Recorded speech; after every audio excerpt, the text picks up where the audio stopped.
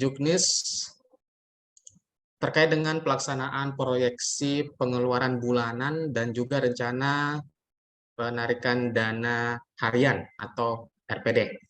Baik, pertama-tama kita panjatkan puji dan syukur kepada Allah Subhanahu wa taala, Tuhan Yang Maha Esa, karena atas rahmat dan nikmatnya sehingga kita dapat berkumpul ya sekali lagi di Zoom KPPN Sumbawa Besar pada hari ini. Baik, Bapak Ibu, kami langsung saja ya ke paparan materi karena mengingat kegiatan kita di hari ini kami jadwalkan selesai di jam 10 ya, karena memang terkait dengan pelaksanaan proyeksi pengeluaran bulanan dan rencana penarikan dana harian ini modul dan menunya di Sakti memang hanya ada satu menu saja ya Bapak Ibu. Jadi kami rasa ini tidak terlalu rumit, tapi nanti kami akan lakukan share juga ya, share simulasi terkait dengan bagaimana Bapak Ibu bisa melakukan pengisian proyeksi pengeluaran bulanan melalui aplikasi Sakti ini. Baik, sebelum kita masuk ke simulasi, izinkan saya Bapak Ibu untuk share screen ya terkait dengan pengantar menu RPD harian dan proyeksi bulanan ini.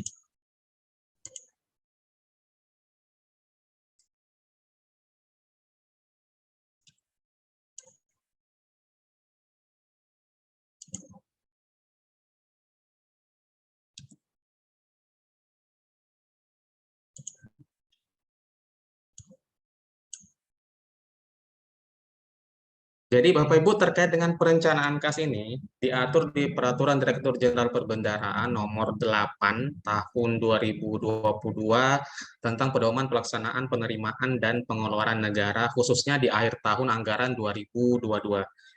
Jadi per Dirjen ini telah kami sosialisasikan kepada Bapak Ibu Satuan Kerja Lingkup KPPN Sumbawa Besar, kalau tidak salah di minggu kedua Oktober 2022 ya, di bulan lalu. Nah, di dalam ruang lingkup Perdirjen 8 tahun 2022 tersebut, salah satunya ada bagian terkait perencanaan kas.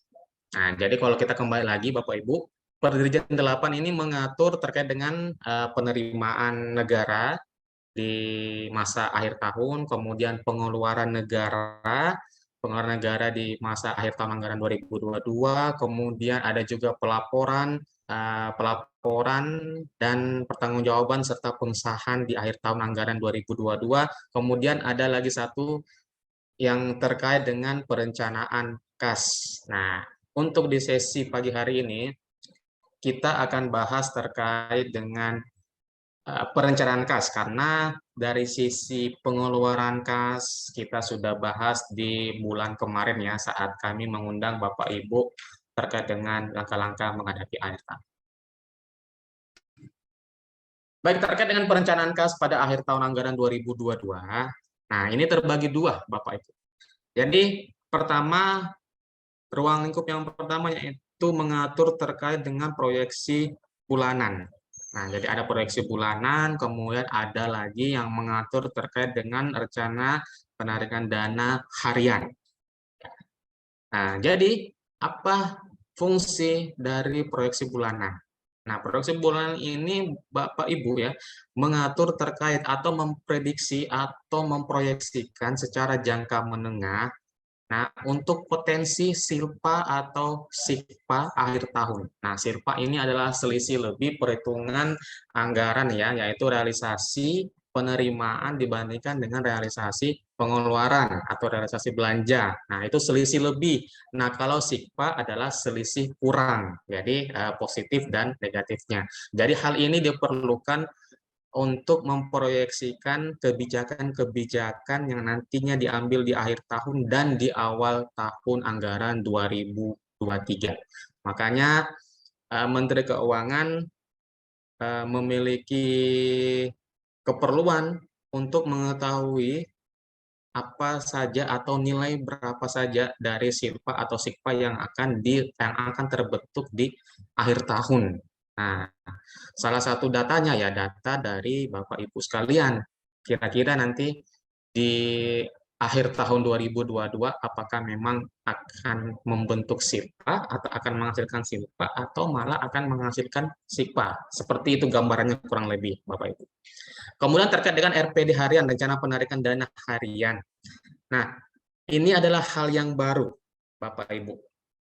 Nah, RPD harian merupakan rencana penarikan dana harian yang nanti akan terbentuk pertama kali pada saat Bapak Ibu yang selaku pejabat pembuat komitmen atau selaku PPK melakukan proses pengiriman ADK SPP. Dalam hal ini kalau kita bicara teknis di aplikasi, pada saat PPK melakukan penginputan kode OTP di aplikasi Sakti. Nah, mulai PPK menginput kode OTP, jadi request kode OTP, kemudian memasukkan kode OTP untuk SPP tersebut, nah maka itu mulai terbentuk RPD atau terbentuk tanggal jatuh tempo 5 hari kerja setelah itu. Nah, maka kalau kita bicara RPD kebijakan-kebijakan di luar akhir tahun anggaran 2022, ada yang dikenal dengan RPD 3 hari kerja untuk nilai pengeluaran mulai dari 5 miliar sampai dengan 500 miliar. Nah, itu jatuh temponya 3 hari kemudian dari tanggal SPM. Ya. Nah, khusus untuk akhir tahun anggaran 2022 ini, tanggal jatuh tempo dari RPD adalah 5 hari kerja sejak sejak SPP dikirim oleh PPK. Dikirim oleh PPK dalam artian PPK melakukan input kode OTP terhadap SPP tersebut. Maka jatuh temponya adalah 5 hari kerja kemudian. Nah, tapi di Perdirjen nomor 8 tahun 2022 ini mengatur juga relaksasi RPD. Jadi ada beberapa jenis SPP, jenis pengeluaran yang dilakukan pengecualian terhadap pengenaan RPD harian ini. Yang pertama, untuk pengeluaran atau untuk jenis SPP, SPM, belanja pegawai. Belanja pegawai ini banyak, ada gaji pokok, ada gaji susulan, ada kekurangan gaji, ada gaji terusan, ada uang makan, ada uang lembur. Kemudian ada UP, TUP, dan GUP tunai. Ya, ini semuanya ada di Perdirjen 8 tahun 2022. Kemudian untuk pembayaran honor dan PPN. Nah, kemudian yang berikutnya RPD otomatis ini berlaku untuk semua nilai transaksi. Jadi tidak ada lagi pembagian atau klaster 5 miliar sampai dengan 500 miliar nanti jatuh temponya 3 hari kemudian, 3 hari kerja kemudian, itu tidak ada. Jadi sekarang RPD-nya ini tidak memandang nilai, jadi baik itu nilai SPM-nya mulai dari di bawah 5 miliar atau di atas 5 miliar itu sudah tidak ada, karena semua nilai transaksi otomatis berlaku rencana penarikan dana harian secara otomatis, kecuali tadi beberapa jenis pengeluaran yang saya sebutkan. Nah, jadi proyeksi bulanan pada akhir tahun anggaran 2022 ini jadi diisi dengan perkiraan realistis. Ya, jadi nanti Bapak Ibu untuk proyeksi bulanan ini hanya mengisi proyeksi bulan November dan Desember. Nah, jadi kan yang Oktober kan sudah ketahuan ya berapa realisasinya. Nah, jadi nanti Bapak Ibu selaku operator. Jadi nanti yang mengisi ini adalah operator pembayaran karena menunya ada di user operator pembayaran. Nah, jadi Satker menyusun proyeksi bulanan dengan proyeksi pengeluaran bulanan sampai dengan akhir tahun. Maksudnya itu November berapa, kemudian Desember berapa. Dan nanti pengisiannya itu per jenis belanja. Jadi contoh 51 belanja pegawai, proyeksinya di bulan November berapa, kemudian nanti di bulan Desember berapa. Begitupun juga jenis belanja 52, berapa proyeksinya di November, proyeksi pengeluarannya, dan berapa di Desember, begitupun juga 53, 57, dan 58, sesuai dengan jenis belanja yang dimiliki oleh satuan kerja masing-masing Bapak Ibu sekalian. Kemudian ada juga pemutakhiran. Pemutakhiran. Jadi mungkin ya, contoh di bulan hari ini tanggal 3 November, Bapak Ibu sudah menyusun nih untuk November sekian, taruhlah mungkin untuk November untuk belanja jenis 51 100 juta, kemudian di Desember juga 100 juta. Nanti proyeksi pengeluaran tersebut bisa dilakukan pemutakhiran atau update. Nah, pemutaran itu dilakukan mulai tanggal 10 sampai dengan 15 bulan berkenaan. Nah, jadi ini November nih. Nanti taruhlah sekarang Bapak Ibu naruh November 100 juta untuk belanja 51. Kemudian ternyata proyeksi setelah berjalannya waktu tanggal 3, 4, 5, 6 ternyata bergeser nih proyeksinya. Entah itu yang diproyeksikan di awal lebih tinggi atau lebih rendah dari perkiraan. Nah, itu di tanggal 10 sampai dengan tanggal 15 November Bapak Ibu bisa melakukan pemutakhiran proyeksi, baik itu proyeksi November atau nanti sekalian juga dengan proyeksi untuk bulan Desember. Jadi begitu Bapak Ibu.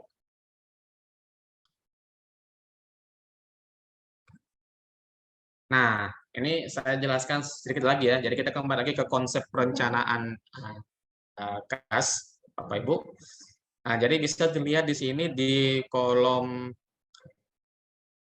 di sebelah kanan ada proyeksi pengeluaran bulanan. Nah, jadi nanti Bapak Ibu mengisi proyeksi bulanan itu khususnya nanti di bulan November ya, dan November dan Desember. Kemudian nanti bisa dimutakhirkan paling lambat tanggal 15 bulan berkenaan ya. Seperti yang saya jelaskan tadi, kalau ternyata seiring waktu berjalan ternyata proyeksi yang direncanakan di awal itu kurang tepat ya, entah itu lebih tinggi atau lebih rendah, nanti silakan dimutakhirkan.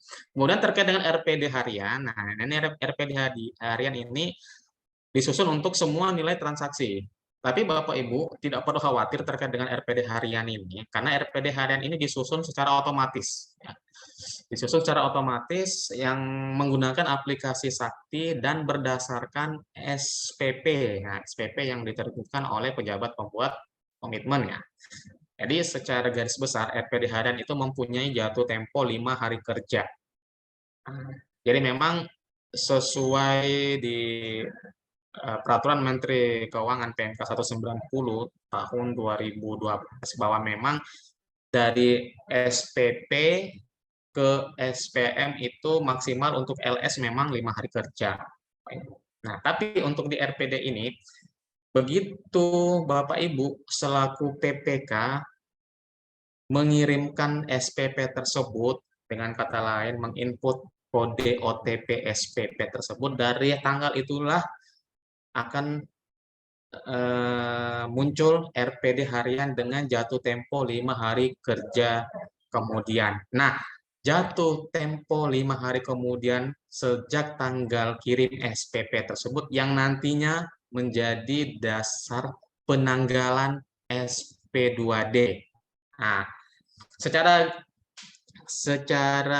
contoh nanti saya akan jelaskan di slide berikutnya Bapak Ibu ya. Tapi jatuh tempo tersebut, jadi walaupun dari SPP nanti jatuh temponya atau dasar tanggal SP2D-nya itu 5 hari kerja kemudian, tapi jika pejabat penandatangan SPM itu bisa melakukan persetujuan SPM, nah itu tanggal jatuh tempo yang tadi 5 hari itu bisa dimutakhirkan begitu PPSPM melakukan persetujuan atau validasi SPM. Nah, tanggal jatuh tempo yang tadinya 5 hari itu, 5 hari kerja akan dimutakhirkan menjadi 2 hari kerja. setelah tanggal persetujuan SPM oleh PPSPM. Nah, jadi 5 hari oleh PPK, namun jika dilakukan persetujuan atau validasi SPM oleh PPSPM, maka nanti yang 5 hari itu akan terupdate, akan dimutakhirkan menjadi 2 hari kerja. Nah, begitu PPSPM-nya melakukan persetujuan atas SPM tersebut. Namun, ada juga ketentuan yang saya sudah jelaskan tadi di slide berikutnya bahwa ada pengecualian terkait dengan RPD ini. Jadi untuk SPM UP, SPM TUP, SPM GUP tunai, GUP, kemudian PTUP KKP, belanja pegawai, platform pembayaran pemerintah dan pengesahan itu dikecualikan dari aturan RPD harian ini. Kemudian di Perdirjen 8 juga mengatur terkait dengan kewenangan dari Kepala KPPN untuk memberikan dispensasi terkait dengan RPD harian ini berdasarkan permohonan dispensasi yang diajukan oleh satuan kerja ya. Tapi tetap Kepala KPPN nanti akan memperhatikan alasan-alasan dari pengajuan dispensasi yang diajukan oleh satuan kerja ya. Karena memang kepala KPPN ini harus memberikan dispensasi secara selektif. Ya, jadi dengan memperhatikan beberapa syarat-syarat kebutuhan, baik itu penting dan sangat mendesak. Seperti itu.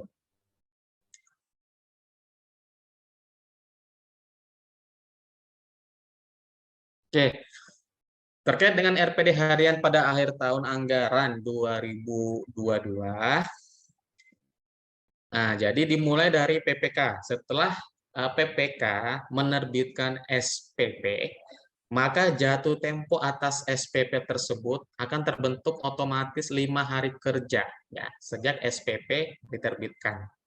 Nah, kemudian setelah SPP tersebut diterbitkan, dikirimkan, kemudian kan alurnya kan ke PPSPM kan. Nah, begitu di user PPSPM menyetujui SPM tersebut, maka jatuh tempo yang tadinya 5 hari kerja akan diupdate, akan termutakhir menjadi hanya 2 hari kerja. Nah, kemudian SPM tersebut diterima oleh KPPN. Nah, kemudian nanti tanggal SP2D-nya tersebut, tanggal SP2D atas SPM tersebut akan terdefault sesuai dengan tanggal jatuh tempo. Nah, kalau tadi SPM disetujui oleh PPSPM, maka jatuh temponya menjadi 2 hari kerja, maka tanggal itulah yang akan menjadi dasar tanggal penerbitan SP2D. Gitu. Nah, oke.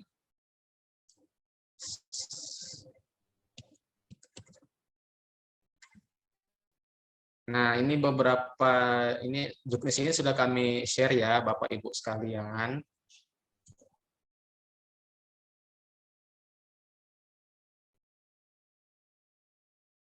Nah, ini beberapa hal yang Bapak Ibu perlu perhatikan ya terkait dengan proyeksi dan RPD ini. Mungkin Bapak Ibu nanti bisa baca ya kan kami sudah share.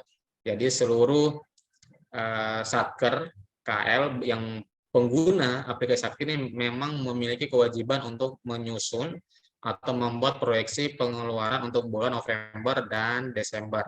Ya. Jadi yang perlu Bapak Ibu ketahui bersama, melakukan proyeksi pengeluaran bulan November dan bulan Desember, nah, diskan bahwa semua SPM, ya, semua SPM yang sudah terbit SP2D-nya, mohon untuk dilakukan pencatatan nomor SP2D ya melalui aplikasi Sakti ya. Jadi dicatat nomor SP2D di menu pembayaran oleh user operator pembayaran. Nah, silakan nanti dicatat otomatis ya. Jadi dipastikan tidak ada lagi SPM atau SP2 yang belum dicatat SP2D-nya. Begitu. Kemudian Satker menyusun proyeksi pengeluaran untuk bulan November dan bulan Desember paling lambat tanggal 5. Tanggal 5 itu berarti hari Sabtu ya. Kalau bisa besok Bapak Ibu sudah bisa melakukan pengisian proyeksi pengeluaran untuk bulan November dan bulan Desember. Kemudian proyeksi pengeluaran yang November dan Desember ini itu boleh berbeda dengan halaman 3 DIPA yang telah Bapak input sebelumnya saat pengajuan revisi halaman 3 DIPA. Itu tidak masalah kalau berbeda. Ya. Nah, kemudian Satker menyusun RPD harian secara otomatis dan membentuk jatuh tempo. Nah, ini tadi sudah saya jelaskan. Kemudian nanti setelah SPM tersebut disetujui oleh PPSPM, maka akan terupdate yang tadinya 5 hari kerja menjadi 2 hari kerja. Nah, tanggal tersebutlah yang nanti menjadi dasar penanggalan SP2D. Oke.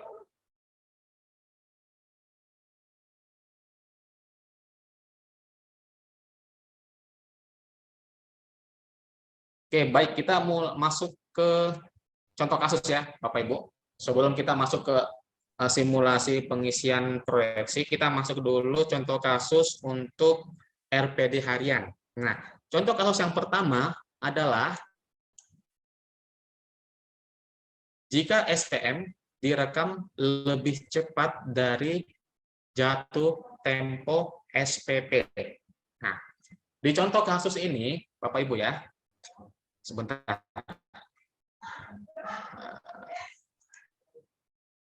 Sebentar, Bapak Ibu.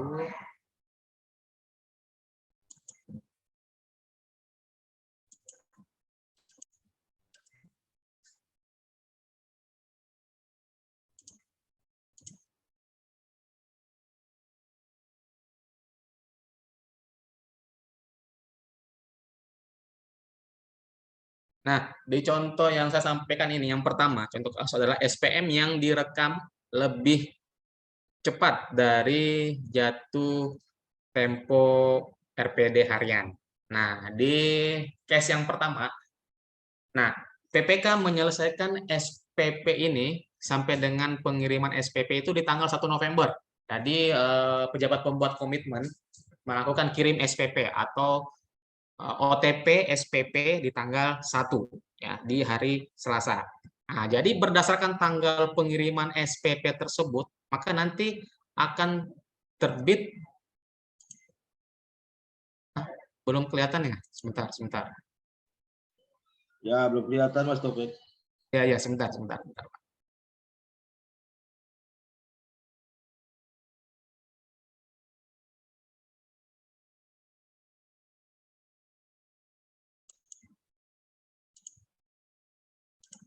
Kelihatan, Pak?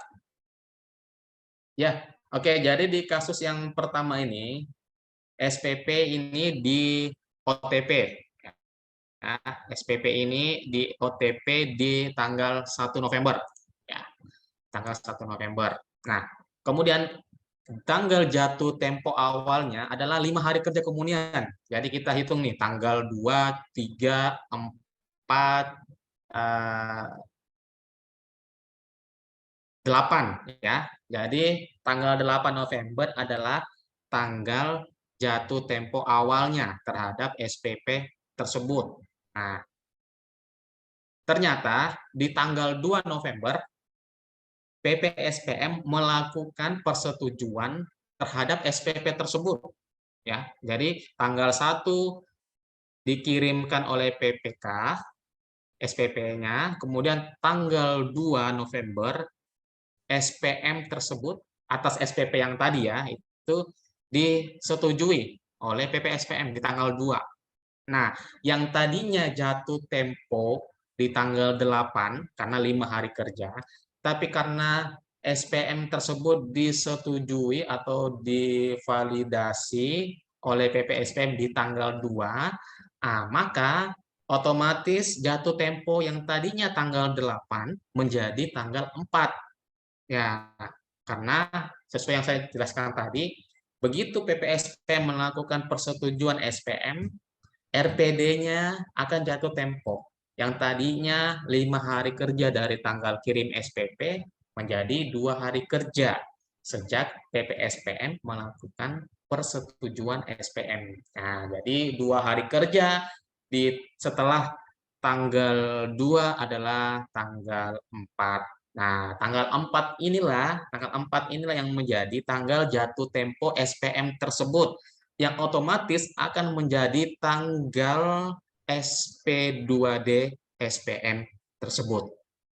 Nah, ini adalah kebijakan yang diambil memang di akhir tahun, Bapak Ibu. Jadi, kami sampaikan memang sekarang, siapa tahu Bapak Ibu sekalian nanti bertanya, karena kebiasaan-kebiasaan, kebijakan-kebijakan sebelum November, Desember ini, kalau Bapak Ibu mengajukan SPM di tanggal 2, contoh tanggal 2 November, di pagi hari, ya, atau maksimal sampai dengan jam 12 siang, tanggal SP2D-nya pasti di tanggal hari itu juga.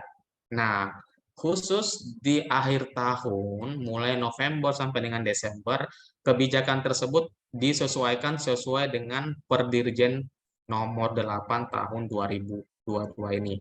Jadi, bukan lagi hari itu juga jatuh temponya, Bapak Ibu ya. Jadi, ada gap, ada jarak. Nah, itu yang kami sampaikan, inti yang kami sampaikan di hari ini adalah itu.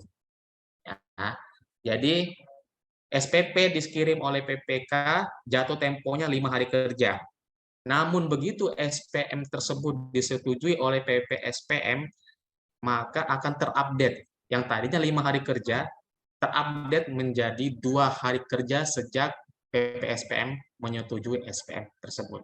Jatuh tempo tersebut diupdate 2 hari kerja sejak tanggal SPM disetujui, tanggal jatuh tempo itu yang menjadi dasar penanggalan SP2D. Otomatis tanggal itu juga yang menjadi dasar untuk melakukan transfer dana masuk ke rekening tujuan. Nah, seperti itu Bapak Ibu ya. Intinya seperti itu. Itu untuk kasus yang pertama, yaitu kasus SPM yang direkam lebih cepat dari tanggal jatuh tempo SPP. Nah, contoh kasus kedua, SPM direkam pada H-1 jatuh tempo SPP. Nah, jadi sama PPK melakukan kirim SPP di tanggal 1 November. Otomatis terbentuk 5 hari kerja kemudian. Ya, jatuh temponya 5 hari kerja kemudian, RPD-nya terbentuk 5 hari kerja kemudian, yaitu di tanggal 8 November. Kemudian ternyata PPSPM ini baru melakukan persetujuan atas SPM tersebut di tanggal 7. Jadi H-1 sebelum jatuh temponya.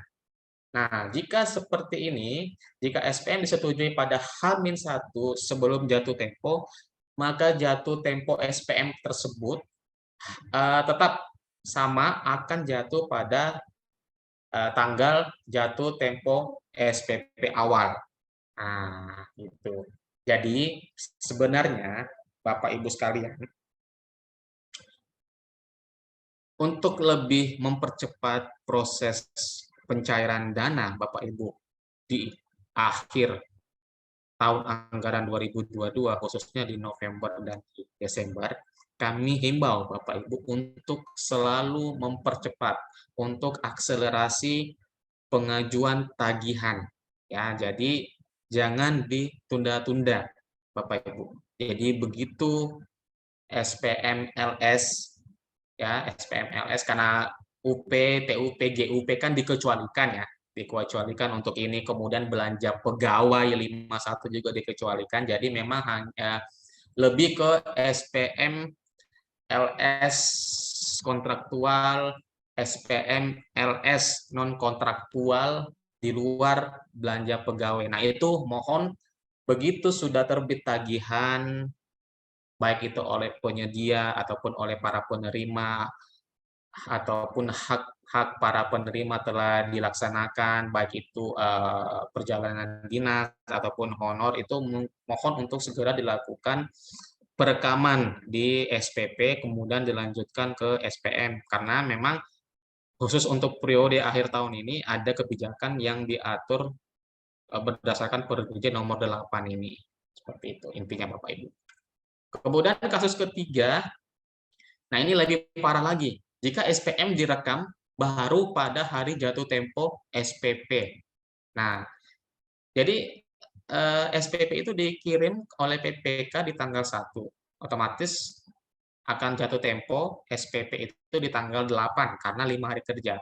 Namun oleh PPSPM baru melakukan persetujuan SPM tersebut juga di tanggal 8. Nah, otomatis akan lebih lama lagi.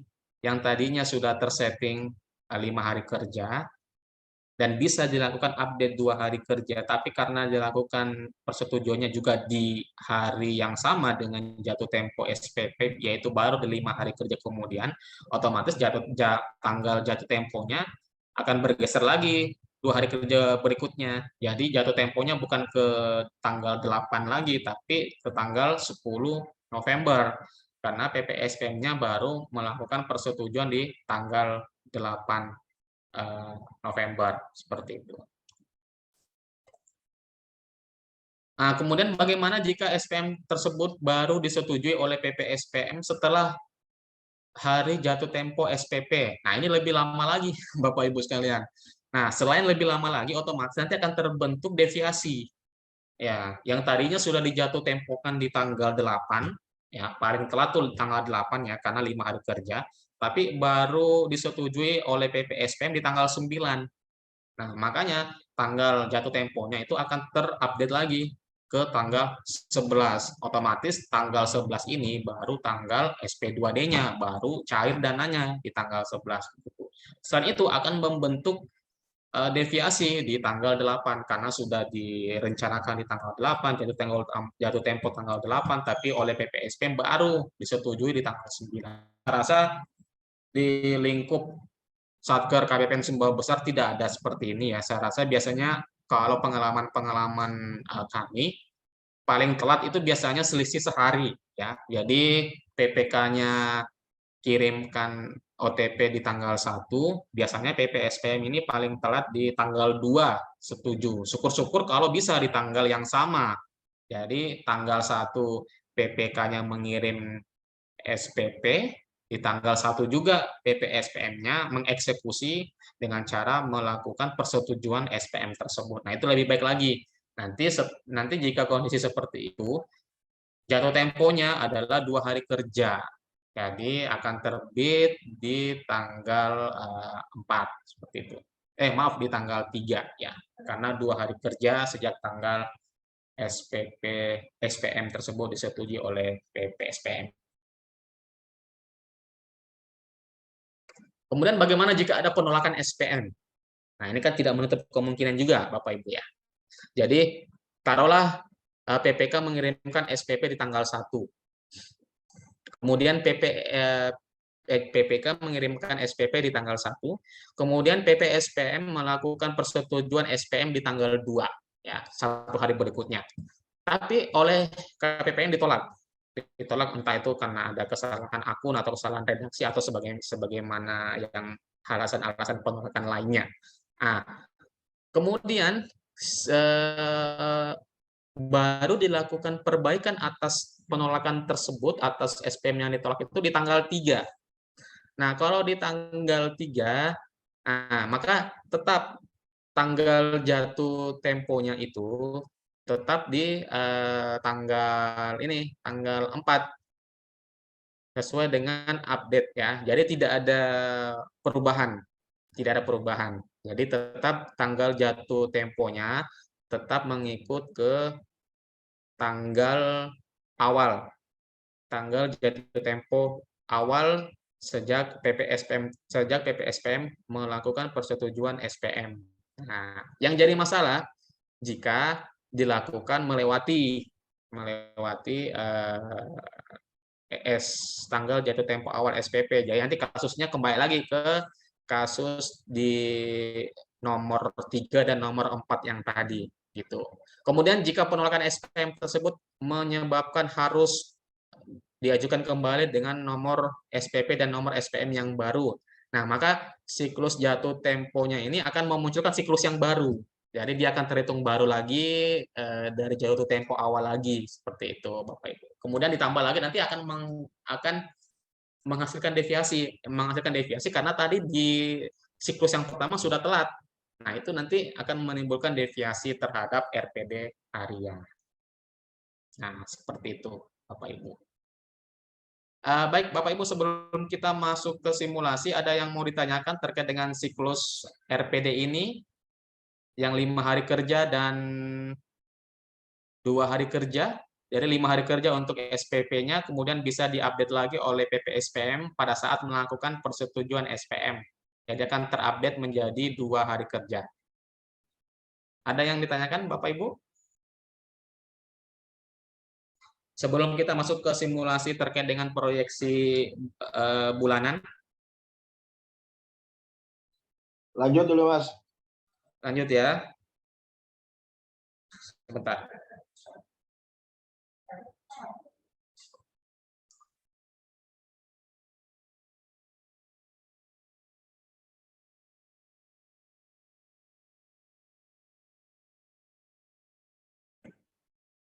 Oke.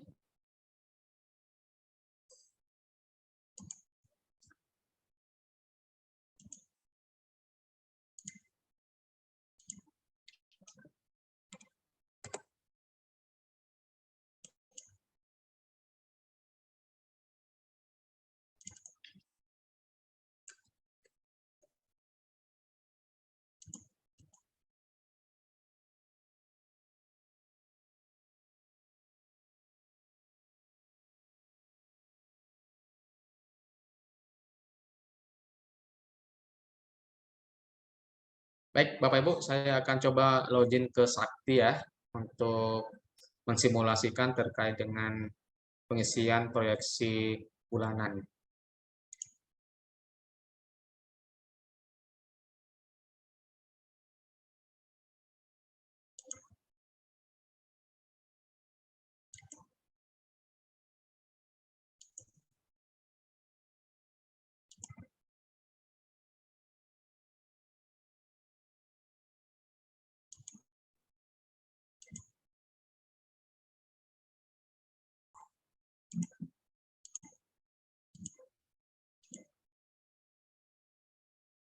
Oke, baik, Bapak Ibu.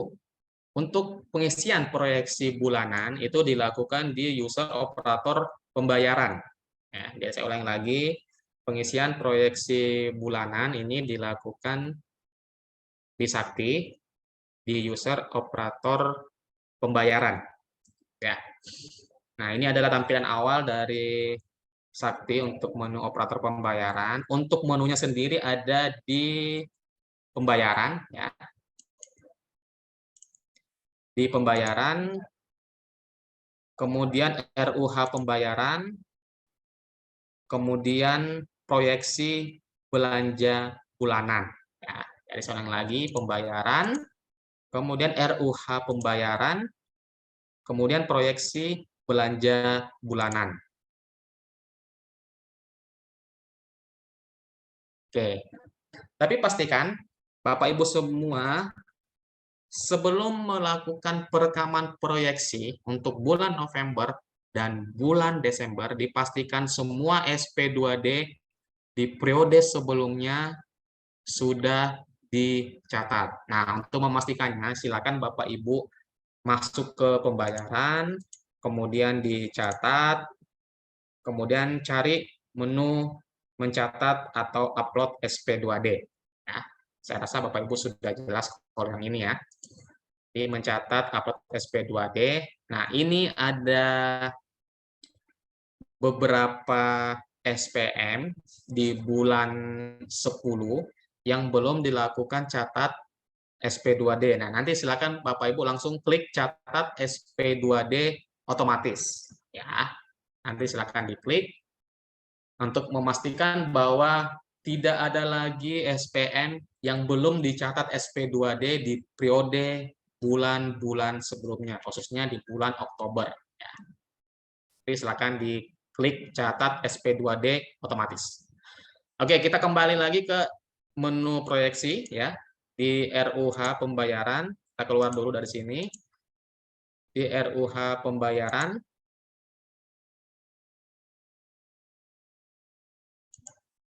proyeksi belanja bulanan. Oke, tadi saya sudah sampaikan bahwa pengisian proyeksi bulan ini dilakukan per jenis belanja. Nah, kita cek di sini, Bapak Ibu. Nah, untuk satker yang saya ambil sebagai contoh di hari ini, memiliki jenis belanja 51, 52, dan 53. Jadi pengisiannya ini dilakukan per jenis belanja. Contoh kita mulai dulu dari jenis belanja 51. Ya. Nah, jenis belanja 51. Nah, nanti akan muncul informasi di sebelah kiri. Untuk pagu belanja 51, totalnya ada sekitar 1,4 miliar. Nah, sampai dengan Oktober, itu sudah terrealisasi sebesar 1,1. Nah, tapi mohon tadi dipastikan dulu bahwa realisasi ini sudah posisi akhir sampai dengan bulan sebelumnya atau sampai dengan bulan Oktober. Nah, caranya tadi Bapak Ibu pastikan dulu di menu catat SP2D tidak ada lagi SPM yang belum dicatat SP2D. Pastikan semua sudah dicatat ya. Nanti kalau masih ada muncul, silakan klik catat otomatis. Ah, pagunya 1,4 miliar. Kemudian realisasi untuk 51 sampai dengan posisi sekarang ada di angka 1,1 miliar. Kemudian sisa pagunya adalah 300 juta ya, 300 juta. Nah, ini yang Bapak Ibu nanti proyeksikan yang 300 juta ini yang akan diinput di November berapa, kemudian yang di Desember berapa. Nah, khusus ya, jadi saya tekankan Bapak Ibu, khusus untuk jenis belanja 51 kan bisa pagu minus. Nah, jadi kalau dirasa proyeksinya memang lebih besar daripada sisa pagu, tidak masalah ya. Jadi ini contohnya sisa pagunya sisa 300 juta. Jadi kita mau rekam untuk 51 ya. Kita klik dulu ubah ya. Kita klik dulu ubah. Nah, kemudian arahkan ke proyeksi. Kita mulai dulu di proyeksi di bulan November. Ya, silakan masukkan berapa di November. Saya ambil contoh di November ini saya input 150 juta. Oke. Nah, kemudian di Desember ini saya taruh 200 juta. Nah, jadi totalnya 350 juta. Ya, proyeksinya untuk 51 November dan Desember sekitar 350 juta. Padahal sisa pagunya hanya 300 juta, tapi tidak masalah. Ya, tidak masalah kalau 51. Ya, bisa minus. Lebih besar proyeksi daripada sisa pagu, tidak masalah. Nah, jadi kalau sudah seperti ini, jangan dulu disimpan. Kita selesaikan dulu dengan jenis belanja yang lainnya. Nah, jadi kita pilih lagi 51 sudah oke. Sekarang kita lanjut ke 52. Ya, 52. Nah, 52 sama juga Bapak Ibu. Nih, kalau di satker yang saya ambil sebagai simulasi, pagunya 700 juta ya untuk belanja 2. Kemudian realisasi belanja 2-nya ini sudah di angka 542 juta. Otomatis sisa pagunya adalah 183 juta. Nah, ini yang diproyeksikan di November berapa juta, kemudian di Desember berapa juta.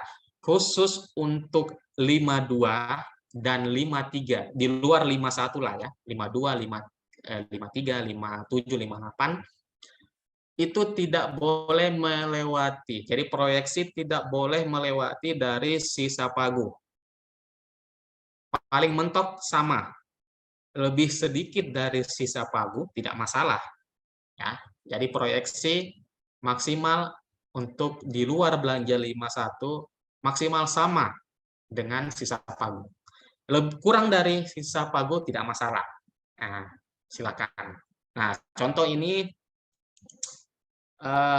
sisa pagunya 183 juta, taruhlah saya di November saya proyeksikan 80 juta. Kemudian di bulan Desember saya proyeksikan 100 juta. Oke, jadi total proyeksi saya untuk jenis belanja 52 adalah 180 juta. padahal sisa pagunya 183 juta. Ini tidak masalah. Kurang boleh, sama pun boleh, yang tidak bisa kalau lebih. Ya. Oke, 52 selesai, kita lanjut ke 53. Ya. 53. Oke, ini kasusnya ini sisa pagunya hanya tinggal 128 juta. Nah, kalau kasus seperti ini bisa jadi sudah terrealisasi karena kan pagu untuk 53-nya 24 juta, kemudian sudah terrealisasi 23.872.000, jadi sisanya 128.000. Nah, ini mungkin hanya sisa-sisa belanja realisasi di 53 aja ya. Mungkin contoh beli motor, pagunya dikasih 24 juta, tapi setelah di dealer dealnya di angka 23.800.000. Jadi otomatis mungkin 128.000 ini tidak akan terpakai. Nah, kalau tidak akan terpakai ya atau tidak akan direalisasikan, November dan Desember ini jangan dikosongkan, tetap diisi. Tapi kalau tidak ada realisasi, isinya nol. Ya, seperti itu. Tapi jika masih ada proyeksi, ya silakan diisi. Caranya sama dengan jenis belanja 52 tadi.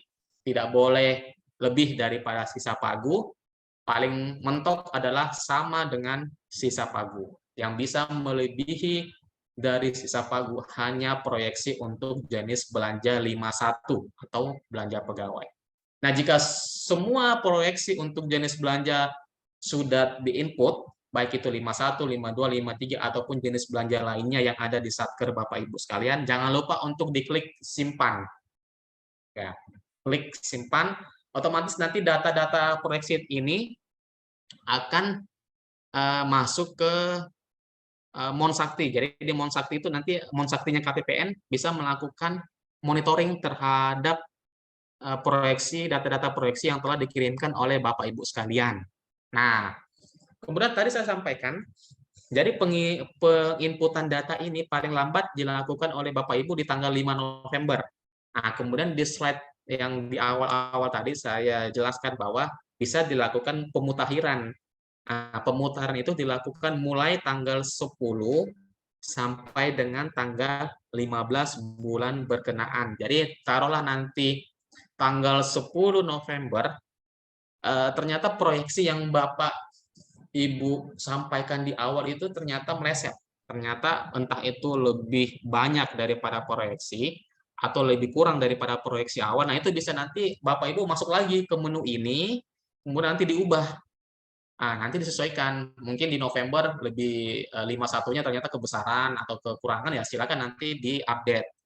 Disesuaikan dengan proyeksi yang sebenarnya gitu. Nah, jadi ini tidak ada proses kirim, Bapak Ibu ya, tidak ada proses kirim. Begitu Bapak Ibu simpan, itu data tersebut sudah langsung terbaca di Monsakti KPPN. Jadi nanti KPPN bisa melakukan pengecekan, monitoring berapa besar proyeksi bulanan baik itu November, baik itu Desember per jenis belanja dari Satker Bapak Ibu sekalian.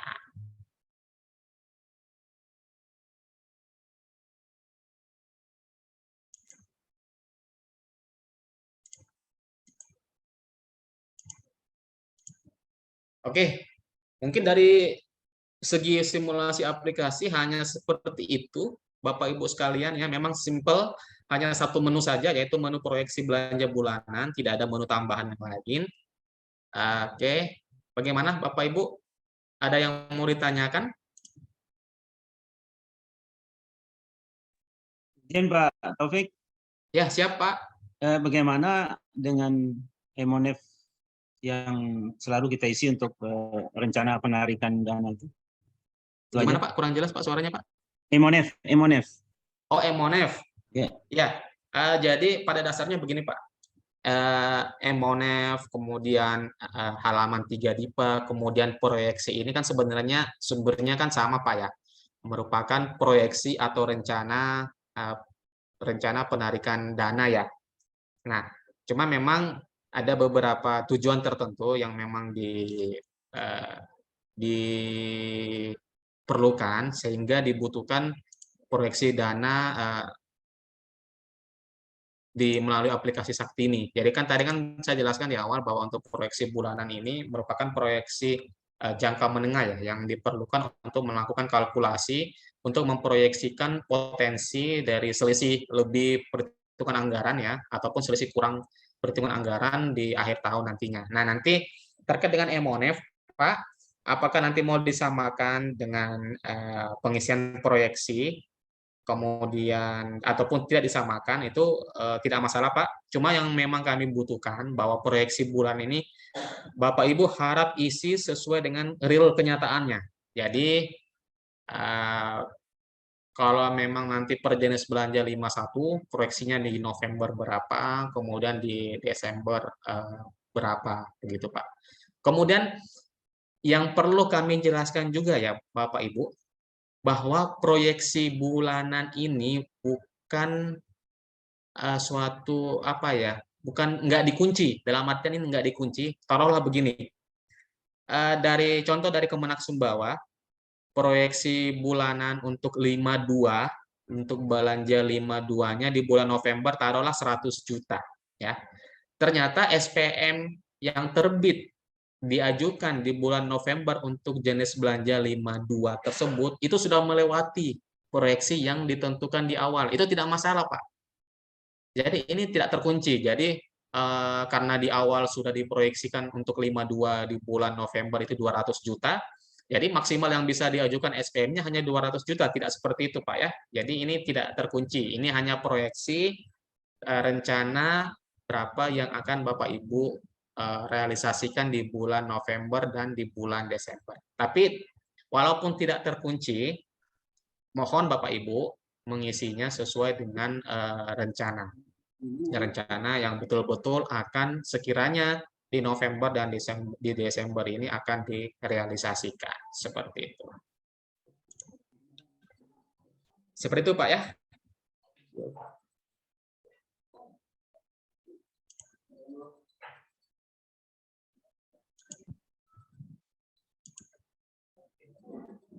Intinya proyeksi itu bisa diubah Mas Taufik ketika ada perubahan. Iya, betul sekali. Proyeksi ini bisa diubah, Pak, di tanggal 10, mulai tanggal 10 sampai dengan tanggal 15. Ya. Seperti, sebentar saya tampilkan lagi slide-nya ya.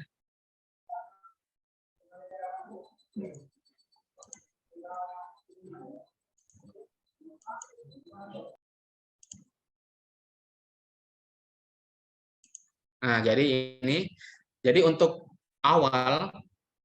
untuk pengiriman proyeksi awal November dan Desember, Bapak Ibu harus menyusun proyeksi November dan Desember ini paling lambat tanggal 5 ya, tanggal 5 berarti sisa 2 hari lagi. Ya paling tidak besok lah Bapak Ibu sudah mengisi.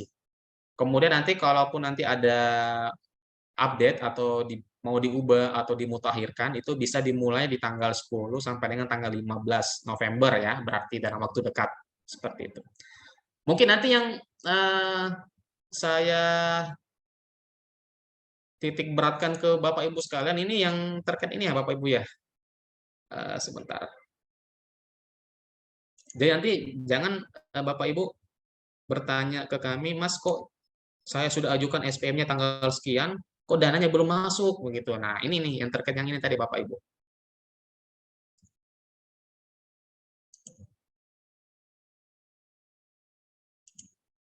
Nah, terkait yang ini ya. Jadi kan biasanya kan Bapak Ibu kebijakan-kebijakan terkait dengan pencairan dana di luar akhir tahun, kalau Bapak Ibu mengajukan SPM di pagi hari, ya, tanggal hari itu juga SP2D-nya tertanggal yang sama. Nah, seperti itu. Nah, beda untuk kebijakan di akhir tahun ini. Ya? Sampai jam berapa paginya, Mas? Paginya itu jam 12, Pak. Oh, sampai jam 12 ya? Iya, jam 12. Kalaupun Bapak masukin setelah jam 12 kan itu SP2D-nya ini bisa jadi di hari besok, tapi masih bisa juga di hari ini sih, Pak. Ya. Masalah gitu. Tapi lebih bagus sebelum jam 12 Bapak sudah mengajukan SPM. Tapi hal ini RPD ini yang 2 hari kerja begitu PPSPM menyetujui SPM itu dikecualikan. Ada jenis-jenis SPM yang dikecualikan, Pak, kayak SPM UP, SPM TUP, SPM GUP, SPM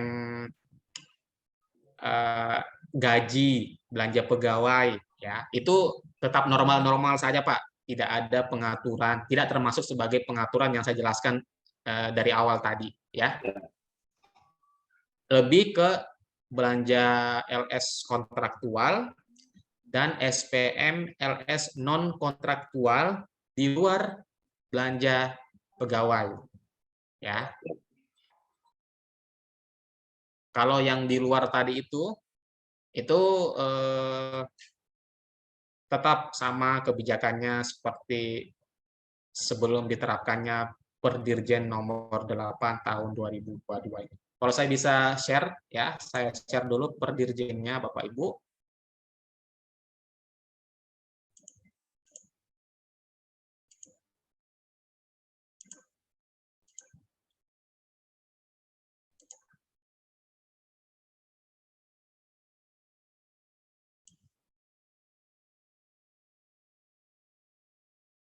Nah, di Perdirjen 8 2022 di pasal 11 ayat 4, nah ini. Jadi ketentuan yang tadi saya jelaskan tadi itu, yang RPD atau tempo 5 hari kerja setelah PPK mengirimkan SPP, kemudian diupdate lagi menjadi 2 hari kerja setelah PPSPM menyetujui SPM, itu dikecualikan atau tidak berlaku untuk transaksi-transaksi berikut. Nah, kalau transaksi Bapak Ibu terdiri dari 5 jenis transaksi yang saya tampilkan ini, itu pencairannya, tanggal jatuh temponya tetap sama sebelum periode akhir tahun ini. Jadi sama seperti bulan-bulan sebelumnya. Nah, kayak Bapak Ibu mengajukan GUP tunai, ya sama, jatuh temponya segera hari itu juga, begitu. Ini lebih mengatur kepada SPM LS kontraktual dan SPM LS non kontraktual di luar belanja pegawai. Ya, seperti itu ya Bapak Ibu ya, jelas ya. Jadi kalau ada SPM kontrak ataupun SPM LS non kontraktual di luar belanja pegawai, mohon cepat diajukan Bapak Ibu ya. Begitu PPK-nya melakukan OTP, kalau bisa hari itu juga PPSPM-nya melakukan verifikasi dan melakukan validasi dan persetujuan SPM. Nah, sehingga nanti tanggal jatuh temponya itu 2 hari kerja sejak tanggal tersebut.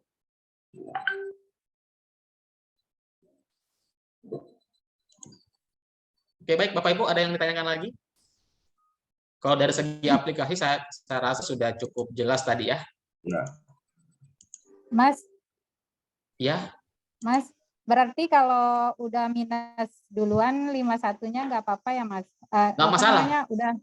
Oh, nggak apa-apa. Tidak masalah Ibu. Siap, siap. Kalau posisi sisa pagunya sudah minus, nggak masalah ditambah lagi, Bu. Ya, Siap, kalau iya, jadi tambah minus nggak masalah. Iya dah, Mas. Makasih, Iya. Mas. Siap, Ibu. Mantap Ibu Yun. Baik, Bapak Ibu, ada yang mau ditanyakan lagi? Jadi mulai hari ini ya sudah bisa mengisi ya Bapak Ibu proyeksinya ya. Tapi pastikan semua SPM sudah dicatat SP2D. Jadi dicek dulu di menu pencatatannya, pencatatan SP2D-nya, tidak ada lagi SPM yang belum dicatat SP2D. Semuanya sudah dicatat. Ya. Itu gunanya untuk apa? Gunanya untuk memastikan bahwa betul sisa pagu yang akan tampil di menu proyeksi itu adalah posisi terakhir. Ya. Oke. Tinggal kita recap aja nih Mas. Siap, ya kami tunggu ya secepatnya ya Bapak Ibu sekalian. Ya.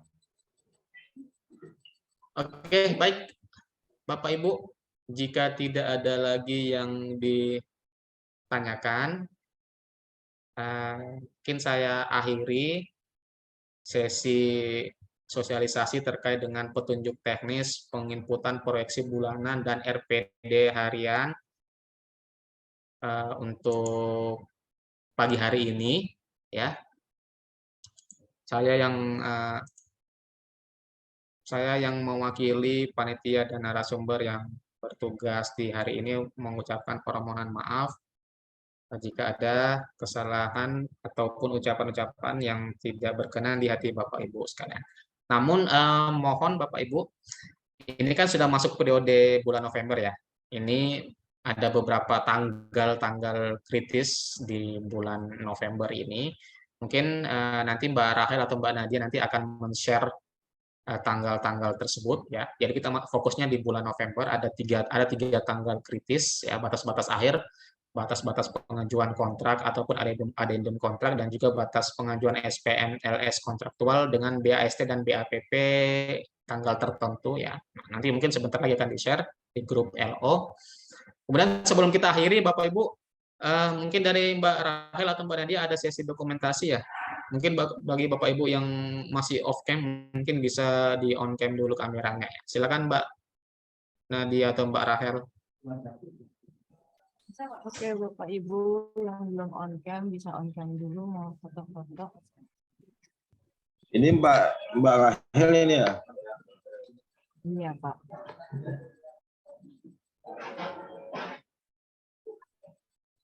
Sadik kawan. Oke, kita mulai ya Bapak Ibu. Oke. 1, 2, 2, 3. 3. Sekali lagi.